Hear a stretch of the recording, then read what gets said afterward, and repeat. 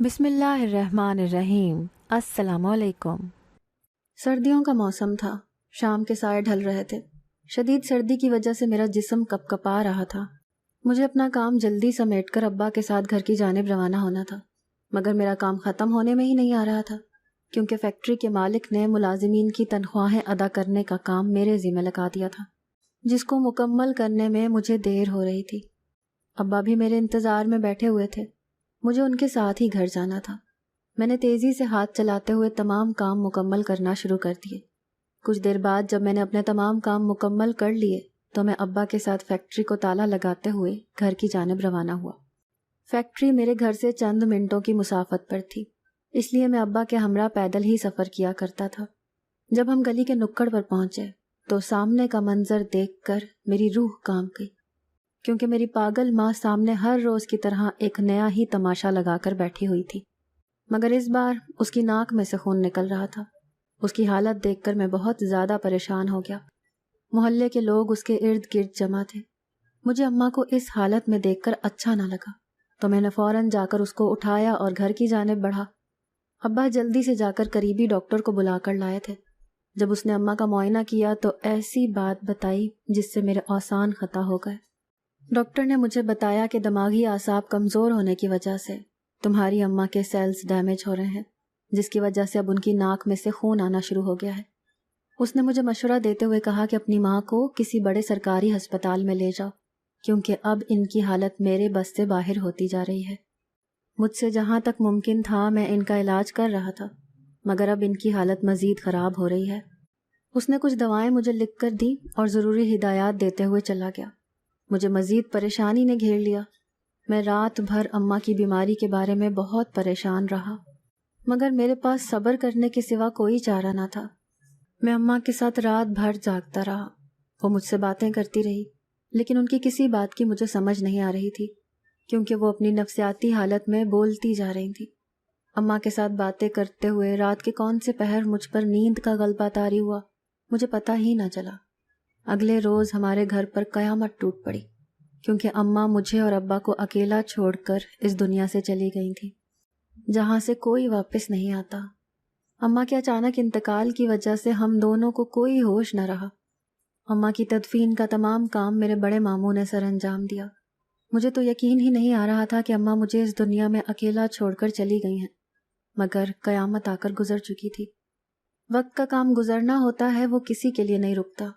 मेरे और अब्बा की ज़िंदगी की गाड़ी दोबारा से दुनियावी कामों की जानिब चल चुकी थी, लेकिन अम्मा का हमारी ज़िंदगी से चले जाना एक ऐसा खला था जो कभी पुर नहीं हो सकता था। एक दिन जब मैं फैक्ट्री से काम करने के बाद घर लौटा तो बड़ी मामी को घर पर मौजूद पाया। अम्मा के इंतकाल के बाद वो अक्सर हमारे घर के काम आकर कर जाया करती थी। जब मैं उनको सलाम करते हुए अपने कमरे की जानिब जाने लगा तो उन्होंने मुझे आवाज़ देकर अपने पास बिठा लिया और मेरे सर पर हाथ फेरते हुए कहा कि आखिर तुम दोनों मर्द कब तक अकेले रहोगे? अब वक्त आ गया है कि इस घर में शादी करके बीवी ले आओ, ताकि तुम दोनों का आसरा हो सके, क्योंकि एक मर्द को ज़िंदगी के हर हिस्से में औरत की ज़रूरत रहती है। उन्होंने मेरे अब्बा को मतवज्जा करते हुए कहा कि अब अपने बेटे के लिए लड़की देखना शुरू कर दो। अब्बा ने कहा कि अगर इसकी माँ जिंदा होती तो ये काम वही सर अंजाम देती, लेकिन वो तो वक्त से पहले ही हम दोनों को छोड़कर चली गई है। अब तुम इसके लिए कोई अच्छा सा रिश्ता देखकर बताओ, ताकि मैं बात को आगे बढ़ा सकूं। मेरी बड़ी मामी ने मुस्कुराते हुए कहा कि मैंने इसके लिए लड़की ढूंढ ली है और आज मैं उससे मुतालिक ही बात करने के लिए आई हूँ। मुझे उनकी बातों से बहुत कोफ्त हो रही थी, इसीलिए मैं उठकर अपने कमरे में आ गया, क्योंकि मैं शादी नहीं करना चाहता था। मुझे अपनी माँ के रूप में ही औरत पसंद थी, इसीलिए मैं किसी और औरत को घर में नहीं लाना चाहता था। लेकिन अब्बा को बड़ी मामी की बातों से मुतमईन देखकर मुझे बहुत अजीब महसूस हो रहा था। मैंने खुद पर कंट्रोल करते हुए बड़ी मामी के जाने का इंतज़ार किया। जब मैंने चंद घंटों के बाद उनको घर से बाहर जाते हुए देखा तो अब्बा के सामने जाकर शादी से साफ मना कर दिया और उनसे कहा कि मैं किसी भी लड़की से शादी नहीं करना चाहता। अब्बा ने मुझे समझाते हुए कहा कि आखिर एक ना एक दिन तुम्हें किसी न किसी लड़की से शादी करना होगी, तो ये अब बेहतरीन वक्त है। वैसे भी इस घर को एक औरत की ज़रूरत है जो आकर घर संभाले। आखिर कब तक तुम्हारी मामी आकर हमारे घर को संभालती रहेगी? अब्बा की बात सुनकर मैं अपने गुस्से पर काबू न रख सका। میں نے ان سے کہا کہ اگر بڑی مامی کو ہمارے گھر کے کام کرنے میں تکلیف ہوتی ہے تو ان کو آئندہ کے بعد ہمارے گھر میں آنے کی کوئی ضرورت نہیں ہے. میں خود تمام کام اچھے انداز میں سنبھال لوں گا، آپ کو پریشان ہونے کی ضرورت نہیں ہے. لیکن میں آئندہ کے بعد اپنی شادی کے متعلق کوئی بھی بات نہیں سنوں گا، کیونکہ میں کسی بھی لڑکی سے شادی نہیں کرنا چاہتا. میں عورت کے روپ میں صرف اپنی ماں کو ہی پسند کرتا تھا. وہ مجھے چھوڑ کر چلی گئی ہیں تو اب میں کسی بھی عورت کو اپنی زندگی میں شامل نہیں کرنا چاہتا. میں اپنا فیصلہ سناتے ہوئے گھر سے باہر نکل آیا. ابا مجھے آوازیں دیتے رہ گئے، لیکن میں ان کی سنی انسنی کرتے ہوئے چلا گیا. چند دنوں بعد جب بڑی مامی کو میرے خیالات کے بارے میں علم ہوا تو انہوں نے ابا پر دباؤ بڑھا دیا اور ان کو ہر طریقے سے سمجھا بجھا کر مجھے شادی کے لیے منانے کی بھرپور کوششیں شروع کر دی. میں نے ابا کی جانب سے ملنے والے دباؤ کی وجہ سے اس قدر تنگ آیا کہ میں نے شراب پینا شروع کر دی، کیونکہ میں خود پر سے اپنا اختیار کھو رہا تھا. میں نے بہت کوشش کی لیکن ابا نے میری ایک بھی نہ مانی اور میرا رشتہ زبردستی طے کر دیا. میں ان کے سامنے بے بس ہو چکا تھا. میرے پاس شادی کرنے کے علاوہ اور کوئی چارہ نہ تھا. جب سے میرا رشتہ طے ہوا تھا میں نے گھر سے باہر رہنا شروع کر دیا تھا. مجھے لگا کہ ہو سکتا ہے ابا میری بات کو سمجھتے ہوئے میرا رشتہ ختم کر دیں، لیکن میں اپنے اس خیال میں غلط ثابت ہوا. ابا کو تو کوئی پرواہ ہی نہ تھی. میں نے شراب ہی کو اپنا سب کچھ سمجھ لیا اور اس میں دھت رہنے لگا. اور پھر وہ دن آن پہنچا جس دن ابا نے میرا نکاح رکھا تھا. میں نے ابا کو آخری بار سمجھانے کی بہت کوشش کی. میں ان کو اس عمل سے دور رکھنا چاہتا تھا، کیونکہ جب میں اس سب کے لیے راضی نہیں تھا تو میں کسی کی زندگی کو برباد کرنے کے بارے میں سوچ بھی نہیں سکتا تھا. لیکن ابا مجھے اس کے لیے مسلسل مجبور کیے جا رہے تھے.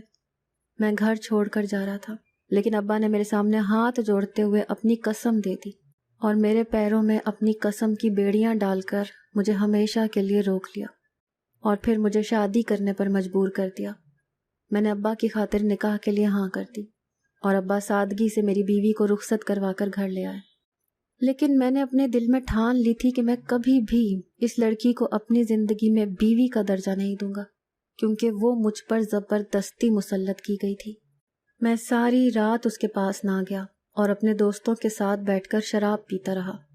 میں نے حلال چیزوں کو چھوڑ کر حرام چیزوں میں اپنا سکون تلاش کرنا شروع کر دیا تھا، کیونکہ میں ذہنی طور پر بالکل مفلوج ہو کر رہ گیا تھا. میری کیفیت اس قدر ہیجانی ہو چکی تھی کہ مجھے کچھ بھی سمجھ میں نہیں آتا تھا. ابا تو میری بیوی سے بہت خوش تھے، کیونکہ اس نے اپنے سلیقے اور طور طریقے سے ابا کا دل جیت لیا تھا. مگر میں اپنی خود ساختہ سوچوں میں اس قدر مصروف تھا کہ میں نے کبھی اس پر دھیان ہی نہ دیا. جب بھی ابا مجھے سمجھانے کی کوشش کرتے تو میں ناراض ہو کر کئی دنوں تک گھر واپس نہ آتا. وہ میری ان تمام حرکتوں سے بہت زیادہ پریشان تھے. انہوں نے ایک دو بار فیکٹری کے مالک سے بھی میری ان عادات کے متعلق بات کی تھی، لیکن میں نے ان کے سمجھانے پر بھی کوئی کان نہ دھرے. میں ان کی بہت عزت کرتا تھا، لیکن ذاتی معاملات میں کسی کی بھی مداخلت کو برداشت نہیں کرتا تھا. میرے غصے کی وجہ سے میری بیوی مجھ سے دور رہتی تھی. مجھے اس کا وجود ایک آنکھ نہ بھاتا تھا، لیکن چند دنوں سے اس نے مجھ سے بات کرنا شروع کر دی تھی، جس کا میں اکثر روکھا پھیکا سا جواب دے دیا کرتا تھا، کیونکہ ابا مجھ سے ناراض رہتے تھے. اسی لیے ان کو خوش کرنے کے لیے مجھے یہ سب کچھ کرنا پڑتا تھا، کیونکہ اب میری زندگی میں واحد رشتہ ابا ہی بچے تھے. اسی لیے میں ان کو ناراض نہیں کرنا چاہتا تھا. بس ہم دونوں کے درمیان خلیج کی دیوار وہ زبردستی کھلائی گئی لڑکی تھی جس کو ابا نے میری بیوی بنا کر مجھ پر مسلط کر دیا تھا. ابا تو میری بیوی سے اس قدر خوش تھے کہ تمام کمائی لا کر میری بیوی کے ہاتھوں میں تھما دیتے تھے. یہ سب کچھ دیکھ کر مجھے ایسا محسوس ہوتا تھا جیسے ابا میری اماں کی جگہ اس لڑکی کو دے رہے ہوں، جو کہ میں برداشت نہیں کر سکتا تھا. میں نے کئی بار اپنی سوچ کا برملا ان کے سامنے اظہار بھی کیا، لیکن وہ میری تمام سوچوں کو غلط کہتے ہوئے ہمیشہ بات کو ختم کر دیتے تھے. ان کے عمل سے میرے اندر اشتعال بڑھتا جا رہا تھا. پھر میں نے اس لڑکی سے جلد چھٹکارا حاصل کرنے کا فیصلہ کیا اور اس کے ساتھ بدسلوکی کرنا شروع کر دی. میں نشے کی حالت میں اس کی پٹائی کرتا تاکہ وہ مجھے چھوڑ کر خود ہی چلی جائے، اور یوں میں ابا کی نظروں میں خوار ہونے سے بچ سکتا تھا. میں شراب کے نشے میں مست روز بیوی کی پٹائی کرتا. ایک رات بیوی نے پیسے دینے سے منع کیا تو میں نے بیوی کو خوب پیٹا کہ وہ مر گئی. خوف سے میں نے لاش پانی کی ٹنکی میں پھینک دی. اگلے روز فون آیا کہ آپ کی بیوی کا پرائز بانڈ نکلا ہے، ان کا انگوٹھا بانڈ پر لگا کر ہی پیسے ملیں گے۔ میں نے رات کو چھپکے سے ٹینکی کا ڈھکن ہٹایا تو جان نکل گئی، کیونکہ میری بیوی وہاں پر موجود نہ تھی، مگر وہاں پر موجود خون کی بو سے میرا دماغ چکرا کر رہ گیا۔ ٹینکی میں خون کی اس قدر بو تھی کہ میرا وہاں پر کھڑا رہنا محال ہو رہا تھا۔ میرا آسان اس وقت خطا ہوئے جب اچانک سے مجھے ابا کی آواز قریب سے سنائی تھی۔ وہ مجھ سے میری بیوی کے متعلق استفسار کر رہے تھے۔ میں نے گھبراتے ہوئے جلدی سے ٹینکی کا ڈھکن بند کر دیا اور خود کو نارمل کرتے ہوئے میں نے ابا سے کہا کہ وہ تو اپنے میکے گئی ہے۔ ابا نے حیرانی کا اظہار کرتے ہوئے کہا کہ اس نے مجھے تو اس بارے میں کچھ بھی نہیں بتایا تھا، لیکن میں نے ان کو اپنی باتوں سے رام کرتے ہوئے کہا کہ اس کو جلدی تھی اسی لیے وہ چلی گئی۔ اس نے مجھے کہا تھا کہ میں آپ کو بتا دوں، لیکن میں بتانا بھول گیا۔ چند دنوں بعد وہ خود ہی واپس آ جائے گی۔ اور ان کا دماغ اپنی بیوی کی جانب سے ہٹاتے ہوئے میں کہنے لگا کہ آپ کو اس کے بارے میں پریشان ہونے کی ضرورت نہیں ہے، اچھا ہے میں بھی کچھ دن سکون سے رہ لوں گا۔ وہ میری بات سن کر ہنکارا بھرتے ہوئے چلے گئے۔ میں نے خود کی تسلی کے لیے جب دوبارہ سے ٹینکی کا ڈھکن ہٹا کر اندر جھانکا تو وہاں پر میری بیوی موجود نہ تھی۔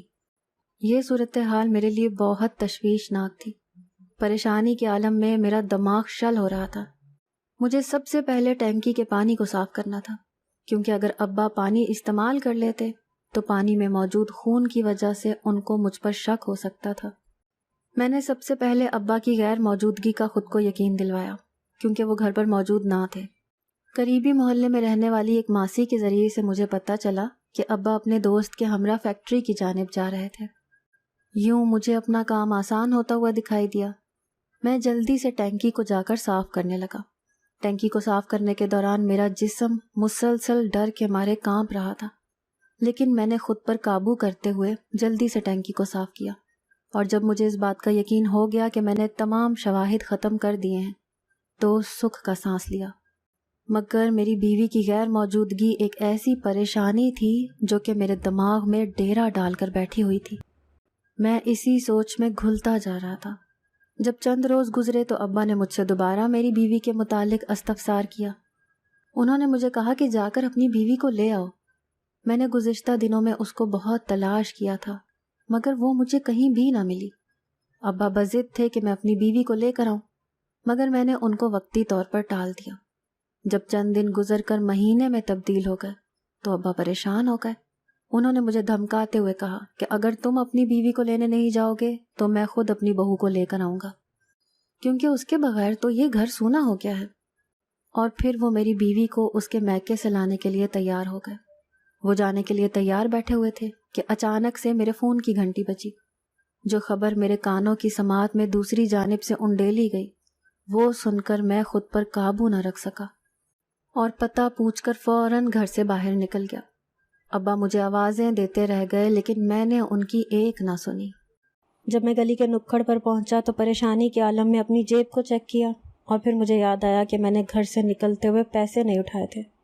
جب میں گھر پہنچا تو ابا پریشانی میں بیٹھے ہوئے تھے۔ انہوں نے مجھے پکڑتے ہوئے کہا کہ ایسا کیا ہوا ہے جو تم انتہائی جلدی میں گھر سے باہر نکل گئے تھے؟ میرا جسم کانپ رہا تھا اور وہ مجھے مسلسل ہلا کر پوچھ رہے تھے۔ انہوں نے میری حالت کو دیکھتے ہوئے مجھے جلدی سے پانی پلایا اور مجھے بٹھا کر تسلی سے سوال کرنے لگے۔ ان کو اپنی جانب متوجہ دیکھ کر میں ہوش کی دنیا میں واپس آیا۔ ان کی زبان پر صرف ایک ہی سوال تھا۔ وہ میری بیوی کی غیر موجودگی کے متعلق پوچھ رہے تھے۔ میں نے ان کو کہا کہ میں آپ کو کہاں سے بتانا شروع کروں، اور پھر میں نے ان کو شروع سے لے کر تمام کہانی کے بارے میں بتا دیا۔ میری باتیں سن کر ان کے اندر اس قدر غصہ بھر گیا کہ انہوں نے میرے چہرے پر ایک زوردار تھپڑ رسید کیا۔ ان کے تھپڑ کی تاب نہ لاتے ہوئے میں زمین پر اوندھے منہ گر گیا۔ وہ مجھے گریبان سے پکڑتے ہوئے مسلسل پیٹتے جا رہے تھے۔ میں نے بھی خود کو ان کے رحم و کرم پر چھوڑ دیا تھا۔ جب وہ مجھے پیٹ کر تھک گئے تو چارپائی پر بیٹھ گئے اور سر تھام کر رونے لگے۔ مجھے ابا کی مار سے جسم پر لگنے والی چوٹوں کی تو کوئی پرواہ نہ تھی۔ میں شل دماغ کے ساتھ زمین کو گھور رہا تھا جب دوبارہ سے میرا موبائل بجا اور پھر دوبارہ سے وہی خبر میری سماعت میں انڈیلی گئی، جس کو سن کر میں گھر سے باہر نکلا تھا۔ میں فوراً اٹھا اور کمرے سے جا کر پیسے اٹھانے لگا۔ جب میں پیسے لے کر گھر کے داخلی دروازے کی جانب بڑھا تو ابا نے مجھے سختی سے روک لیا اور کہا کہ اب تم کدھر جا رہے ہو؟ میں نے ان کی بات کے جواب میں انہیں فون پر آنے والی کال کے متعلق بتانا شروع کیا۔ میں نے انہیں بتایا کہ مجھے ہسپتال سے فون آیا ہے، میری بیوی کی حالت انتہائی تشویشناک ہے اور اس کا آپریشن کرنا ضروری ہے، جس کے لیے مجھے نرس بلا رہی ہے۔ جب میری بیوی غائب ہوئی تھی تو میں نے اس کو ڈھونڈنے میں کوئی کسر نہ چھوڑی تھی۔ ہسپتال میں موجود نرس میرے دوست کی بیوی ہے۔ میں نے اس کو بھی اپنی بیوی کی تصویر دکھائی تھی تاکہ جب بھی اس کو میری بیوی سے متعلق علم ہو تو وہ مجھے بتا دے۔ اب ہسپتال سے اسی کا فون تھا، کیونکہ میری بیوی ان کو سڑک پر انتہائی تشویشناک حالت میں ملی تھی۔ اس کا آپریشن کرنا ضروری تھا، جس کی وجہ سے وہ مجھے بلا رہے تھے۔ اسی لیے مجھے وہاں پر جلدی جانا ہوگا، کیونکہ میں اپنی بیوی کو کھونا نہیں چاہتا۔ مجھ سے بہت بڑی غلطی ہو گئی ہے۔ میں اب اپنی تمام غلطیوں کا مداوع کرنا چاہتا ہوں۔ اس کا آپریشن کروانا بہت ضروری ہے۔ ابا نے مجھے جلدی سے ہسپتال جانے کی تلقین کی اور خود بھی میرے ہمراہ چل پڑے۔ ہم دونوں جلدی سے ہسپتال پہنچے۔ جب ہم وہاں پر پہنچے تو ڈاکٹر ایمرجنسی میں اپنی کارروائی شروع کر چکے تھے، کیونکہ میں نے راستے میں ہی اپنے دوست کی بیوی کی مدد سے اپنی بیوی کا آپریشن شروع کروا دیا تھا، جس عمل کو مکمل کرنے میں میرے دوست کی بیوی نے بہت مدد کی تھی۔ میں نے جلدی سے کاؤنٹر پر جا کر پیسے جمع کروائے اور ایمرجنسی کے دروازے پر بیٹھ کر آپریشن کے ختم ہونے کا انتظار کرنے لگا۔ میرے دماغ میں صرف اپنی غلطیاں اور خود ساختہ سوچوں کا جھکڑ چل رہا تھا، جس کی ضد میں آ کر میری بیوی اس حالت میں پہنچ گئی تھی۔ میرے دل کو سکون نہیں مل رہا تھا کہ اچانک ریڈیو پر چلنے والی آیت کا ترجمہ میرے کانوں میں پڑا، دلوں کا اطمینان تو اللہ کے ذکر میں ہی ہے۔ میں نے جلدی سے وضو بنایا اور ہسپتال میں موجود مسجد میں نماز کی غرض سے چلا گیا، کیونکہ میرے دل کو سکون نہیں مل رہا تھا۔ جب میں نے نماز ادا کی تو اللہ کے سامنے پھوٹ پھوٹ کر رو پڑا، کیونکہ مجھے اپنی تمام زیادتیاں یاد آ رہی تھیں جو میں نے اپنی بیوی کے ساتھ جانتے بوجھتے ہوئے کی تھیں۔ جب میں نے رو رو کر اللہ کے سامنے اپنے گناہوں کی معافی مانگی تو میرے دل کو سکون محسوس ہوا۔ اچانک سے وارڈ بوائے کی آواز سنائی دی، وہ مجھے ایمرجنسی کی جانب بلا رہا تھا۔ میں جلدی سے سر کے بل ایمرجنسی کی جانب دوڑا۔ میرے دل میں بہت سے وسوسے گھیرا ڈال چکے تھے۔ جب میں وہاں پر پہنچا تو ڈاکٹرز ایمرجنسی کے دروازے سے باہر آ رہے تھے۔ ان کی جانب سے ملنے والی خبر سن کر میں بے ساختہ گھٹنوں کے بل زمین پر گر گیا اور شکرانے کے انداز میں اللہ کا شکر ادا کرنے لگا، کیونکہ ڈاکٹر نے مجھے بتایا تھا کہ آپریشن کی وجہ سے میری بیوی کی حالت خطرے سے باہر ہے۔ یہ خبر مجھے اپنے کانوں میں رس کی طرح گھلتی ہوئی محسوس ہو رہی تھی۔ چند دنوں میں میری بیوی مکمل طور پر صحت یاب ہو چکی تھی، مگر وہ میرے ساتھ گھر نہیں جانا چاہتی تھی۔ وہ مجھ سے اس قدر خوفزدہ تھی کہ میری شکل دیکھ کر اس پر پاگل پن کے دورے پڑتے تھے اور وہ مجھ سے دور ہونے کی کوشش کرتی تھی۔ اس کی حالت دیکھ کر مجھے بہت زیادہ ترس آتا تھا، کیونکہ یہ سب کچھ میری وجہ سے ہی اس کے ساتھ ہو رہا تھا۔ مگر میں نے اپنی تمام غلطیوں کا مداوع کرنے کا فیصلہ کیا اور اس کو اپنے ساتھ گھر لے آیا۔ وقت کا کام گزرنا ہوتا ہے، وہ کسی کے لیے نہیں رکتا۔ اس وجہ سے ہی ہم انسانوں کی زندگی میں حالات بدلتے رہتے ہیں۔ میری بیوی مکمل طور پر صحت یاب ہو چکی تھی۔ جب میں نے اس سے اپنی غلطیوں کی معافی مانگی تو اس نے مجھے سچے دل سے معاف کر دیا۔ اس کی طرف سے معافی ملنے کے باوجود بھی میرا ملال کم نہ ہوتا تھا، جس کا اکثر میں اس کے سامنے برملا اظہار کرتا تھا۔ وہ مجھے اکثر سمجھاتی رہتی تھی کہ یہ سب کچھ اللہ کی طرف سے ہوا ہے، کہ انہوں نے آپ کو اپنی غلطی سدھارنے کا موقع دیا ہے، اور مجھے اس دن ٹینکی میں طاقت دی کہ میں وہاں سے اٹھ کر گھر سے باہر بھاگ نکلی۔ میری زندگی میں سب کچھ ٹھیک چل رہا تھا کہ چند مہینوں بعد مجھے دوبارہ سے پرائز بانڈ والوں کی جانب سے فون آیا۔ ان کو میری بیوی کا انگوٹھا درکار تھا تاکہ وہ ہمیں رقم دے سکتے۔ جب میں نے اپنی بیوی کو یہ خبر دی تو وہ بہت زیادہ خوش ہوئی۔ اس نے مجھے بتایا کہ میں نے یہ پرائز بانڈ اپنی شادی سے پہلے خریدا تھا اور اب آ کر لگا ہے۔ مجھے اس کے لگنے کا بہت انتظار تھا، اور پھر اس نے میرے سامنے اپنی انوکھی خواہش کا اظہار کیا۔ وہ میرے ساتھ جا کر پرائز بانڈ حاصل کرنا چاہتی تھی۔ میں نے اس کو یہ خوشی دینے کے لیے حامی بھر لی اور وہ خوش ہوتے ہوئے میرے کندھے کے ساتھ آ لگی۔ اس کو مطمئن دیکھ کر میں نے خود کو پرسکون محسوس کیا اور آنکھیں موند لی۔ اگر آپ کو آج کی ہماری کہانی پسند آئی ہے تو اسے لائک کیجیے اور اپنے پیاروں کے ساتھ شیئر کیجیے، اور ہاں، اگر ابھی تک آپ نے ہمارا چینل سبسکرائب نہیں کیا تو ضرور کیجیے۔ ملتے ہیں کل ایک نئی اور دلچسپ کہانی کے ساتھ، تب تک کے لیے اللہ حافظ۔